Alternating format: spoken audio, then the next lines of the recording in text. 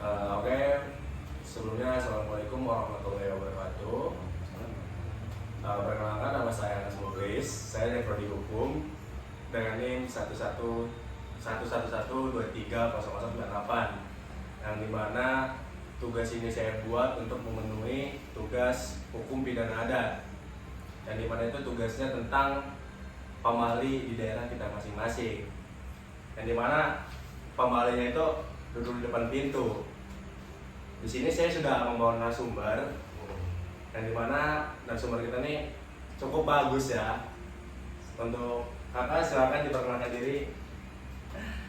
Oke, nama saya Muhammad Rajin Haroji. Saya cuma orang biasa. Oke, jadi di sini saya dimintai untuk menarasumber tentang beberapa pantangan-pantangan atau pamali sendiri ya, Kak Anas. Betul.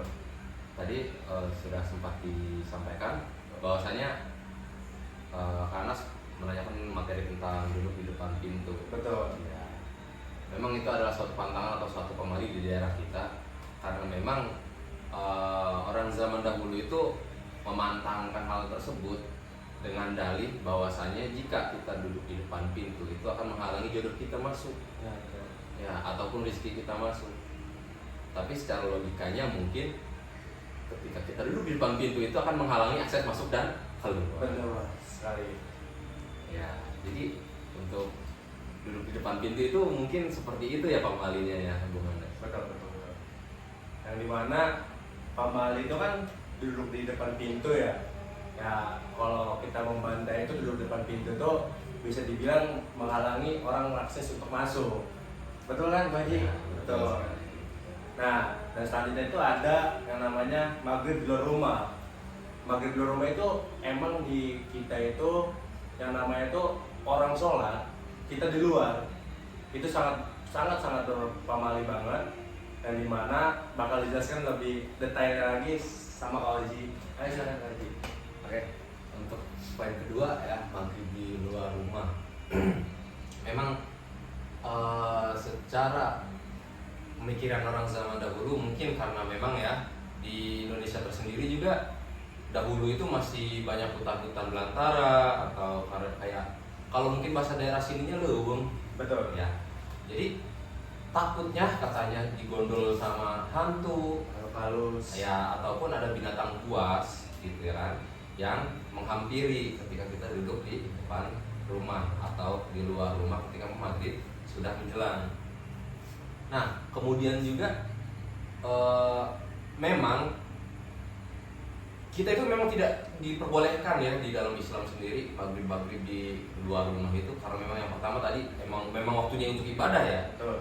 Dan yang kedua sudah ada beberapa hadisnya, namun saya lupa, itu memang tidak diperbolehkan juga di dalam Islam. Jadi seperti itu, Bu. Karena kan ibaratkan maghrib itu kan untuk orang beribadah dan tidak etis ketika kita di luar rumah di saat maghrib. Namun pantangan itu pun masih berlaku sampai sekarang ya. Ya, betul. Betul, dan dimana kita harus bisa mengikutilah dari zaman dulu yang kita dahului dari nenek moyang kita yang mengasih tahu kan. Dan juga ada lagi makan nasi tidak habis. Nah, kenapa? Karena banyak orang yang makan nasi nggak habis itu sebenarnya itu mubazir. Makanan yang dimana kita cari yang susah terus kita habisin, itu lebih mubazir banget. Betul nggak Pak Haji? Betul sekali. Karena ketika kita mencari sesuap nasi itu benar-benar susah banget di zaman sekarang. Mungkin itu termasuk pantangan juga karena mubazir kan. Ya. Oke, boleh dilanjut Pak Haji. Oke, untuk makan nasi tidak habis ya, Bu. Ya. Jadi ada satu pantangan katanya kalau makan nasi nggak habis itu nanti nasinya nangis. Nah, itu. Nah, ya. Sebenarnya bukan nasinya yang nangis. Petaninya nih yang nangis nih. Nah, itu. Ya. Betul. Dari mulai menanam, menebar pupuk segala macam sampai ke panen. Bahkan kita nih di daerah terutama daerah kita ya, daerah Tangerang, daerahnya Kak Anas sendiri, Sukamulya, itu masih banyak sekali petani-petani yang memang jarak dari sawah sampai ke jalan raya itu beberapa puluh petak sawah itu harus memikul beberapa gabah atau ya karung-karung calon beras nanti gitu. Wajar jika orang-orang zaman terdahulu itu nasinya habisin aku nangis. Nah, karena emang perjuangannya sangat sangat susah. Ya, apalagi ketika kita mendapatkan sesuatu sosok nasi, itu petani-petani itu bisa dibilang mengakses dari jalan beliau dari sawah itu ke akses jalan itu benar-benar jauh banget ya. Ya betul. Jauh banget. Dan ada lagi selain itu yang dimana menyapu di malam hari. Banyak yang bilang itu kan di sini ya, kayak orang-orang dahulu menyapu di malam hari itu bisa yang namanya menghambat rezeki. Betul. Kenapa? Karena mungkin saya juga kurang paham kalau ke situnya. Mungkin bakal lebih dijelasin lagi dengan Kak Oji di sini. Boleh Kak Oji jelaskan? Oke. Untuk menyapu di malam hari juga memang suatu pantangan ya. Saya juga kurang paham sama untuk korelasi antara menyapu malam hari dengan menghambat rezeki. Cuma memang kemungkinan di daerah kita juga masih tanda kutip banyak yang masih mempercayai hal-hal mistis ya. Betul.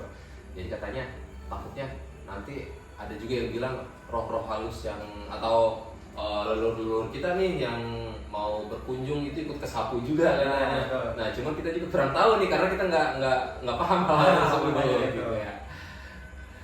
Karena emang sebenarnya menyapu di malam itu emang nggak dibolehkan, dan saya pun kurang paham, tapi kita selalu mengikuti dari nenek moyang. Iya, betul. Yang lebih dahulu yang lebih paham. Dan selain itu ada lagi bernyanyi lama-lama di kamar mandi. Nah, kenapa kita tidak boleh bernyanyi berlama-lama di kamar mandi? Karena satu, kita ketika lagi buru-buru nih, keluarga kita ada yang buru-buru untuk melakukan kegiatan yang positif, keganggu sama kita gara-gara nyanyi lama-lama di kamar mandi. Iya, betul sekali. Itu benar-benar menghambat banget ketika mereka sedang buru-buru. Boleh dijelasin lagi Kak Oji? Oke. Untuk bernyanyi lama-lama di kamar mandi juga memang ya kita tahu ya bahwasanya kamar mandi itu adalah ruangan yang sangat nyaman sebenarnya. Betul. Sangat nyaman sekali karena memang lembab, dingin, tapi di lain sisi juga memang katanya bahwasanya kamar mandi juga adalah sarangnya setan. Nah, betul. Ya, sarangnya setan, maksudnya sarangnya setan itu bukan dari ideologi orang-orang zaman dahulu juga ya, tapi di agama pun memang diajarkan jangan terlalu lama di kamar mandi katanya seperti itu. Memang selain pantangan dari orang zaman terdahulu, dari agamanya pun tidak diperbolehkan. Ya, boleh dilanjut. Mungkin ada lagi yaitu menggunting kuku di malam hari. Sebenarnya menggunting kuku tuh kan kalau dari hadis tuh ada boleh yang dimana hari Senin, Selasa, Rabu, Kamis, Jumat boleh. Nah, kenapa pantangan itu nggak boleh untuk malam hari? Mungkin kalau bahasa kita membantahnya itu karena ditakutkan malam hari kan tidak terlalu terlihat. Ya, betul. Jadi takutnya itu celaka, kalau kita nyantai ke tangan kitanya kegores sama gunting kukunya, Ya, itu bisa menimbulkan yang namanya cedera. Nah, mungkin untuk pamalinya sendiri saya kurang paham, mungkin bakal dijelaskan juga sama Kak Oji lagi. Boleh Kak Oji. Oke, untuk menggunting kuku malam-malam ya memang kita tidak diperbolehkan karena memang tadi itu secara faktor dari kitanya tersendiri takutnya ada kelalaian yang ketika kita menggunting kuku, entah itu kulit kita yang tergores atau potongan dari si kuku sendiri itu terlalu dalam gitu kan. Nah, untuk katanya sih kalau seperti kan menggunting kuku malam-malam itu si kuku-kuku tersebut itu ada yang bilang katanya nantinya dimakan sama setan. Betul. Ya, ada yang bilang nanti katanya si kukunya tidak bisa tumbuh lagi. Itu. Jadi rumor-rumor yang tentang pemaling menggunting kuku malam-malam itu memang banyak. Cuma memang faktor yang lebih logisnya itu takutnya terluka. Terluka. Ya karena mungkin itu sih faktornya, lebih tepatnya lebih ke terluka di malam hari.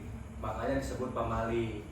Dan selain itu juga ada lagi menduduki bantal. Nah di kita itu masih benar-benar kental banget yang namanya menduduki bantal tuh kita tuh bakal bisulan. Iya betul sekali. Nah kalau kata orang dulu tuh katanya kamu jangan dudukin bantal. Kenapa? Karena bakal bisulan. Dan itu pun saya kurang paham karena emang itu orang-orang dulu tuh banyak yang ngasih tahu kan. Jadi saya kurang paham ke situnya. Mungkin saya bakal membantah tentang itu. Tapi mungkin yang lebih jelasnya boleh disampaikan Ko Haji biar pada tahu pamali di sini tuh kayak gimana. Oke, untuk menduduki bantal ya. Menduduki bantal sendiri sebenarnya logisnya sih gini.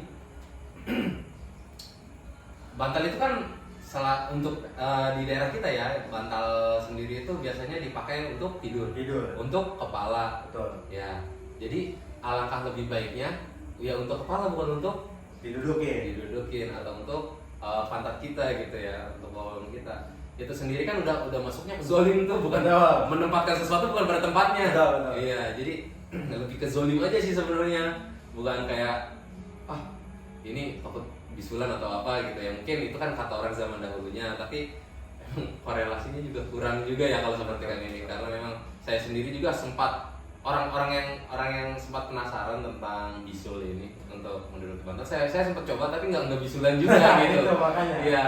Tapi orang dulu bilangnya kalau kita menduduki bantal itu bakal bisulan. Iya. Dan itu malah saya coba dan ternyata tidak bisulan ya. Iya. Jadi lebih ke zolim aja. Betul. Mungkin itu yang bisa saya sampaikan tentang pamali di kampung daerah saya. Ya mungkin saya kurang tahu mendalam tentang semua itu pamali. Tapi dari nenek moyang kita selalu bilang pamali itu semua kayak gitu. Ya, kita tetap harus menghormati apa yang orang tua zaman dulu itu ajarkan kepada kita ya, karena memang kita juga kan hidup katanya bukan hanya kita doang, tapi kan ada makhluk-makhluk lain juga gitu kan yang tidak terlihat ataupun memang takutnya ada binatang apa yang tidak sengaja kita lukai gitu atau bisa menimbulkan bahaya untuk sendiri, ya lebih baik kita cegah. Betul.